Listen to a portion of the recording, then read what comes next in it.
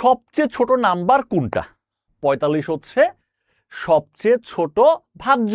তাহলে inner circle একটা বৃত্ততে, বৃত্তটা কেমন? Of radius 10 centimetre.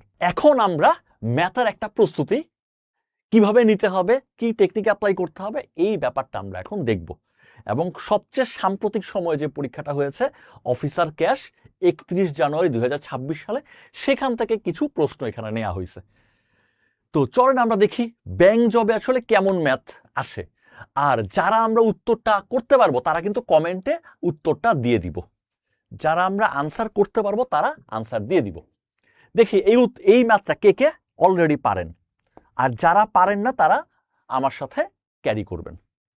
চলেন আমরা দেখি। প্রথম প্রশ্ন বলছে, what is the smallest number? সবচেয়ে ছোট নাম্বার কোনটা? Divisible by 3, 5 and 9। সবচেয়ে ছোট নাম্বার কোনটা? যেটা 3, 5 এবং 9 দ্বারা ডিভিজিবল উইথ রিমাইন্ডার 2। রিমাইন্ডার মানে ভাগশেষ বা অবশিষ্ট। রিমাইন্ডার মানে ভাগশেষ বা অবশিষ্ট। আচ্ছা, দেখি এই মাত্রা কে পারবেন, আমি ডেফিনেটলি ব্যাখ্যা করব। স্মৃতি চৌধুরী জিজ্ঞেস করেছেন ব্যাংক এক্সামের প্রিপারেশনের জন্য কত আওয়ার পড়তে হবে।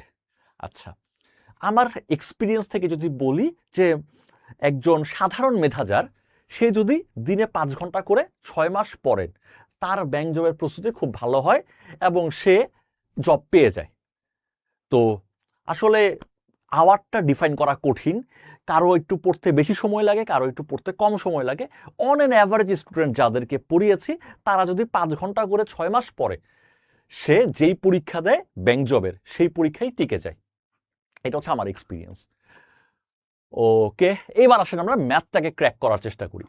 আমাদেরকে জিজ্ঞেস করছে যে what is the smallest number? সবচেয়ে ছোট সংখ্যা কোনটা? ওই ছোট সংখ্যাটা কি হবে? ডিভিজিবল। ছোট সংখ্যাকে ভাগ করা যাবে। ভাগ করা যাবে তার মানে কি ছোট সংখ্যাটা ভাজ্য। যাকে ভাগ করা যায় সে হচ্ছে ভাজ্য। তাহলে আমাকে সবচেয়ে ছোট সংখ্যাটা বের করতে হবে, এবং ছোট সংখ্যাটা হচ্ছে ভাজ্য, ওকে ভাগ করা যায়। কাকে দিয়ে ভাগ করা যায়? 3, 5 এবং 9। সংখ্যাটাকে 3 দিয়েও ভাগ করা যায়, সংখ্যাটাকে 5 দিয়েও ভাগ করা যায়, সংখ্যাটাকে 9 দিয়েও ভাগ করা যায় উইথ রিমাইন্ডার 2। ভাগ করা যায় কিন্তু অবশিষ্ট থাকে 2, রিমাইন্ডার থাকে 2।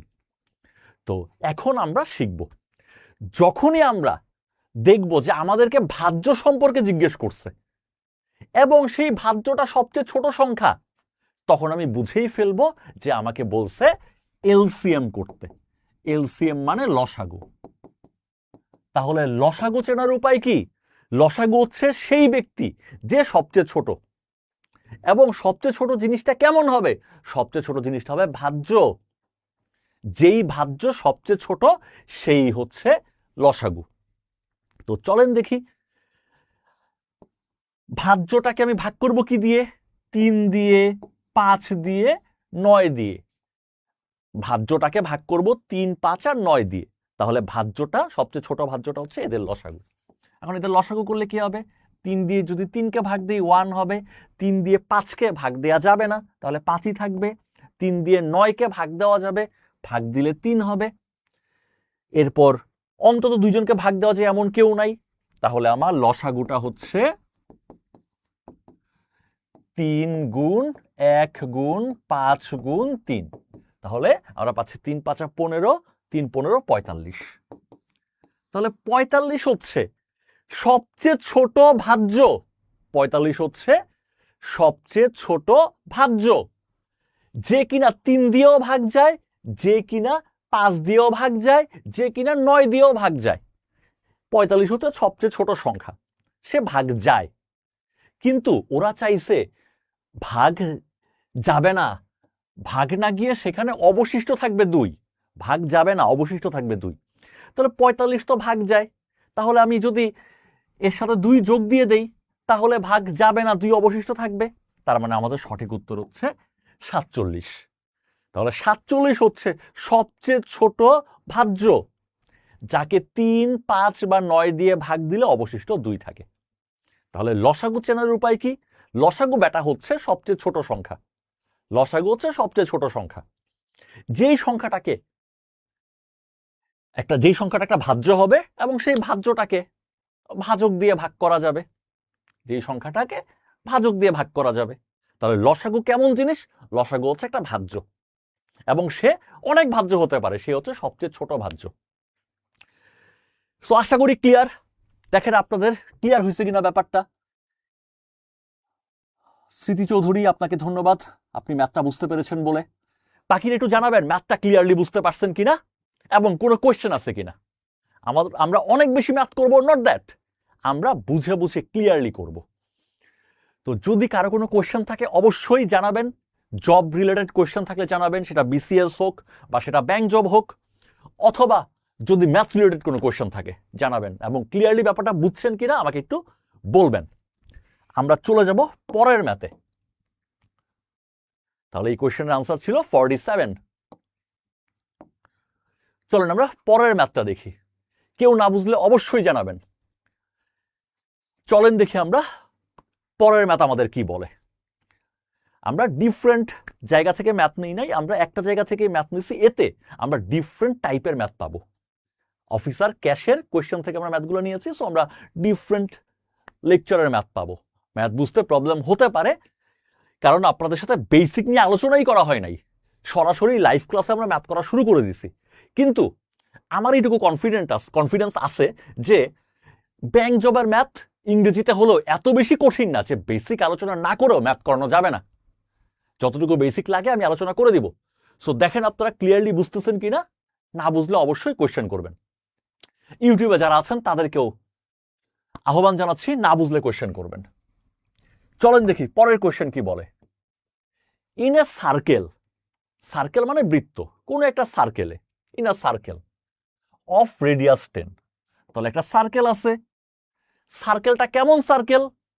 Circle of radius 10। সার্কেলটার রেডিয়াস মানে হচ্ছে ব্যাসার্ধ, রেডিয়াস মানে হচ্ছে ব্যাসার্ধ। আচ্ছা, শাম্মী বলছেন যে একদম প্রিপারেশন জিরো, আমি কি বিসিএস এর প্রস্তুতি নিতে পারবো? ডেফিনেটলি, কেন পারবেন না? সবাই আসলে জিরো থেকেই শুরু করে, তাই না?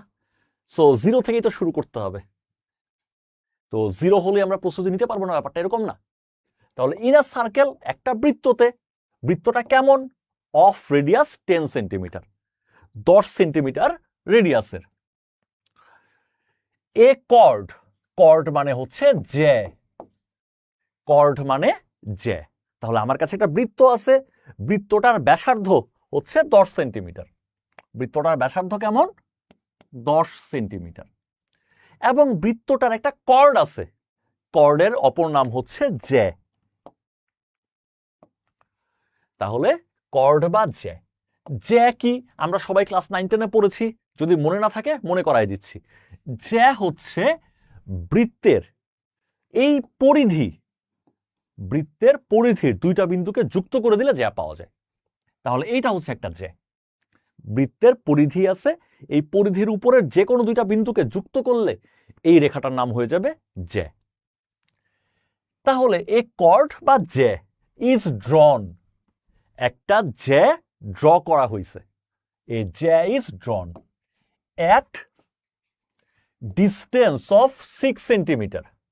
তাহলে 6 সেন্টিমিটার ডিস্টেন্সে, 6 সেন্টিমিটার দূরত্বে একটা কর্ড বা জ্যা ড্র করা হয়েছে।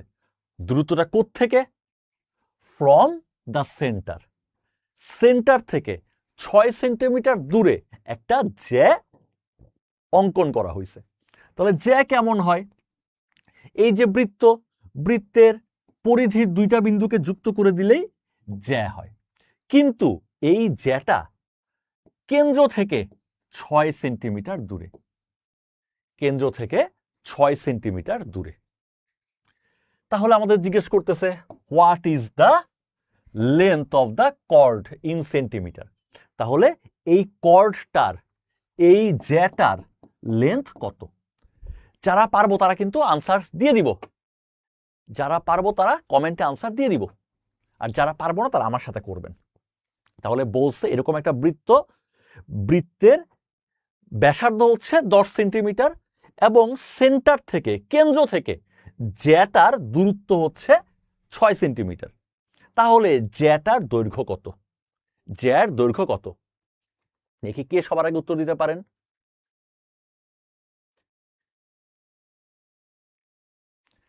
আচ্ছা, তারপর হচ্ছে ইসরাত বলেছেন আল আরফাব ইসলামী ব্যাংকের লিখিত পরীক্ষা কত নম্বরে হবে এবং কি কি টপিক থেকে প্রশ্ন হতে পারে। তো বেসরকারি ব্যাংকের লিখিতগুলো আসলে সরকারি ব্যাংকের কাছাকাছি হয়, সো কোথাও হয়তো বা 2-1 মার্ক কম বা বেশি হয়, বাট মোরলেস খুব কাছাকাছি হয়, ঠিক আছে। বাট এটা একদম স্পেসিফিকভাবে বলা যায় না। সরকারি ব্যাংকেরগুলো যেমন একদম স্পেসিফিক করা থাকে, বেসরকারি ব্যাংকেরগুলো একদম স্পেসিফিক থাকে না, বাট আমরা যে প্যাটার্ন দেখেছি সেই প্যাটার্নের কাছাকাছি হবে। তো আমরা জানি সেন্টার থেকে জ্যাটার যে দূরত্ব আমরা জানি, এই দূরত্বটা কত? 6। তারপরে হচ্ছে এই ব্যাসার্ধটা হচ্ছে 10। তো এই দূরত্বটা সেন্টার থেকে জ্যার যে লম্ব দূরত্ব, সেই লম্ব দূরত্বটা অলওয়েজ জ্যাকে সমদ্বিখণ্ডিত করে, অলওয়েজ জ্যাটাকে সমদ্বিখণ্ডিত করে। তার মানে জ্যা এই বিন্দুতে, জ্যাটা এই বিন্দুতে সমদ্বিখণ্ডিত হয়েছে। আমরা যখন বেসিক নিয়ে আলোচনা করব তখন আরো ডিটেলস আলোচনা করব। এখন জাস্ট আমরা বলে দিচ্ছি যে সেন্টার থেকে জ্যা বা কর্ডকে দূরত্ব বের করার সময় যে লম্ব দূরত্ব বের করব, সেই লম্ব দূরত্বটা জ্যাকে সমান 2টা পার্টে ভাগ করবে। তার মানে জ্যার এই পার্টটা এবং এই পার্টটা সমান, এবং এই অংশটা আপনি দেখতে পাচ্ছেন একটা সমকোণী ত্রিভুজ গঠিত হয়েছে, সমকোণী ত্রিভুজ গঠিত হয়েছে। তার অতিভুজ হচ্ছে 10, তার লম্বটা হচ্ছে 6 এবং তার ভূমিটা হচ্ছে আমরা জানি না, ভূমির স্কোয়ার। তাহলে এখান থেকে বলতে পারি 10-এর স্কোয়ার হচ্ছে 100 ইকুয়াল 6-এর স্কোয়ার হচ্ছে 36 প্লাস হচ্ছে ভূমিটার স্কোয়ার। এখান থেকে আমরা পাবো 100 থেকে 36 গেলে থাকবে 64 সমান হচ্ছে ভূমির স্কোয়ার।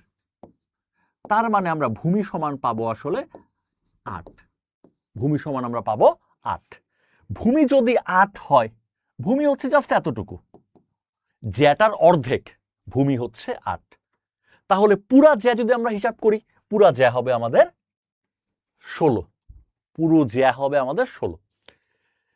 ওকে, শেষের কবিতা সঠিক উত্তর দিয়েছেন। তারপর হচ্ছে শ্রীনাথ রয় সঠিক উত্তর দিয়েছেন, রিমা সঠিক উত্তর দিয়েছেন। যারা সঠিক উত্তর দিয়েছেন সবাইকে অসংখ্য ধন্যবাদ। ইউটিউবে আমাদেরকে অনেকেই সঠিক উত্তর দিচ্ছেন, সবাইকে অসংখ্য ধন্যবাদ। তাহলে এখানে আমাদের ক্লু যেটা, সেটা হচ্ছে সেন্টার থেকে জ্যার যে লম্ব দূরত্ব, সেটা জ্যাকে সমান 2টা পার্টে ভাগ করে, এবং যেহেতু লম্ব দূরত্ব, এখানে আমরা পিথাগোরাসের উপপাদ্য পেয়ে যাচ্ছি। তো আমরা মূল ক্লাসে আরো অনেক ডিটেলস আলোচনা করব। আপনাদের যদি কোনো কোয়েশ্চেন থাকে সেটা আমাদের সাথে শেয়ার করতে পারেন। আপনাদের আবার মনে করিয়ে দেই, আমাদের বর্তমানে যেই ব্যাচে ভর্তি চলমান রয়েছে সেই ব্যাচ হচ্ছে কম্বাইন্ড গোল্ড লাইফ ব্যাচ 5। এখানে প্রিলি এবং লিখিত একসাথে প্রিপারেশন নেওয়া হবে। এই কোর্সের রেগুলার ফি হচ্ছে 5000 টাকা। ভাষার মাস উপলক্ষে 52% ডিসকাউন্ট দেওয়া হচ্ছে, এবং ডিসকাউন্টের প্রাইসটা হয়ে যাচ্ছে 2400 টাকা। আর এছাড়া যে ব্যাচগুলো রানিং আছে, সেই রানিং ব্যাচগুলো সম্পর্কে আপনাদের একটা আইডিয়া দিয়ে দিতে পারি। 51তম বিসিএস এর যে ডাইনামিক ব্যাচ, ব্যাচ 9, সেই ব্যাচের রেগুলার ফি হচ্ছে 14500 টাকা, বাট এখন 52% ডিসকাউন্টে 6960 টাকায় ভর্তি হতে পারবেন। 52তম বিসিএস এর যে ফাউন্ডেশন কোর্স, সেই কোর্সটার ব্যাচ 2 চলমান, সেখানে আপনি ডিসকাউন্টে 8640 টাকায় ভর্তি হতে পারবেন। এনটিআরসির প্রিলির যে ব্যাচটায় ভর্তি চলমান রয়েছে, গোল্ড লাইফ ব্যাচ 3, সেখানে আপনি 2160 টাকায় ভর্তি হতে পারবেন। তারপর হচ্ছে 11 থেকে 20তম গ্রেডের ডায়মন্ড ব্যাচ 4, যেখানে ভর্তি চলমান আছে, সেই ব্যাচে আপনি 2160 টাকায় ভর্তি হতে পারবেন ডিসকাউন্ট প্রাইসে। এবং bank job combined gold life batch 5, সেখানে আপনি 2400 টাকায় ভর্তি হতে পারবেন। আচ্ছা, এখন দেখি আপনাদের আর কি কোশ্চেন আছে।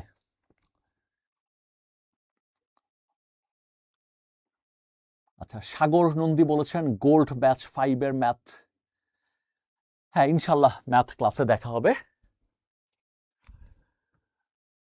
আচ্ছা, তো আপনাদের যদি কোনো কোয়েশ্চেন থাকে সেটাও বলতে পারেন, আর আপনাদের যে কোনো কনফিউশনে এই নাম্বারে যোগাযোগ করতে পারেন। তো এই নাম্বারটা আপনারা স্ক্রিনশট রেখে দিতে পারেন। যে কোনো কনফিউশন এবং যে কোনো তথ্যের জন্য এই নাম্বারে যোগদান, এই নাম্বারে আপনারা ফোন করে জানতে পারেন।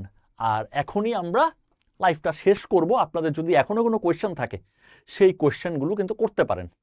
আপনাদের কোয়েশ্চেনের উত্তরগুলো দেওয়ার জন্যই আমি আছি। যদি কোনো কোয়েশ্চেন না থাকে তাহলে আমরা লাইভটা শেষ করব।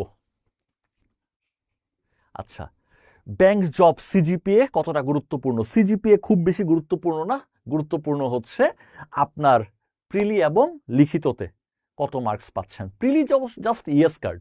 প্রিলিতে যে অনেক বেশি নাম্বার পেলে যে আপনি জব পাবেন ব্যাপারটা এরকম না। মূল ব্যাপারটা ডিপেন্ড করবে লিখিত 200 মার্কে আপনি কত পাচ্ছেন। আর ভাইবাতে সিজিপিএ এর উপর একটা পার্ট নির্ভর করে। যদি আপনি সিজিপিএ 3 অ্যান্ড অ্যাভাব থাকে তাহলে সিজিপিএ নিয়ে আসলে টেনশনের কোনো কারণ নাই। এর চেয়ে কম যদি থাকে তাহলে হয়তো বা আপনি ভাইবাতে 1-2 নাম্বার কম পেলেও পেতে পারেন। সেই ক্ষেত্রে আপনি লিখিততে মূলত এমফাসাইজটা করবেন। সিজিপিএ খুব বেশি ম্যাটার না। আচ্ছা, আর যদি কারো কোনো কোয়েশ্চেন থাকে। বাংলাদেশের জব সেক্টরে কোনো জবের ক্ষেত্রে আসলে সিজিপিএ খুব বেশি ম্যাটার করে না। সরকারি জবের ক্ষেত্রে সিজিপিএ ফ্যাক্টর না।